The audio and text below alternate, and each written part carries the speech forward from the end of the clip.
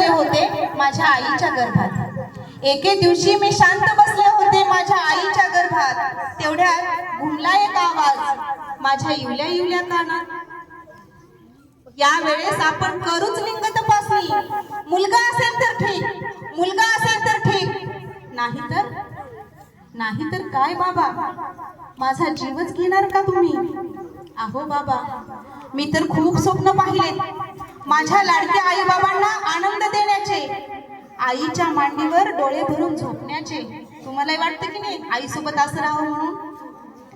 मी तर खूप स्वप्न पाहिलेत माझ्या लाडक्या आई बाबांना आनंद देण्याचे, आईच्या मांडीवर डोके ठेवून झोपण्याचे, तुमच्या बोटाला धरून शाळेत जाण्याचे, ताईला खोटं खोटं बोलून रडण्याचे, दादाला राखी बांधून चॉकलेट घेण्याचे, केसात गजरा माळून खूप खूप नटण्याचे, बागेत जाऊन खूप खूप खेळण्याचे। पण बाबा तुम्ही मला मारणार। पण बाबा, यात तुमची तर काय चूक म्हणा? तुम्हीही चार चौघासारखेच नावाला बाप, मुलगी झाली की स्वतःलाच देता शिव्या शाप।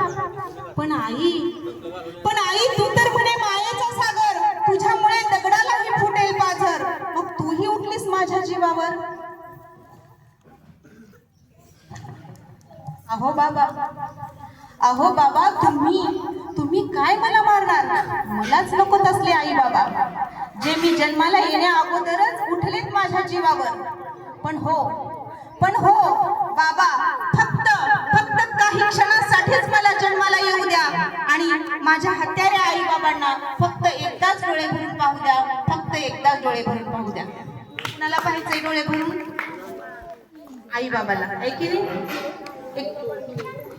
हात खाली करा, तुम्हाला समजलीच खूप मोठी गोष्ट आहे। तर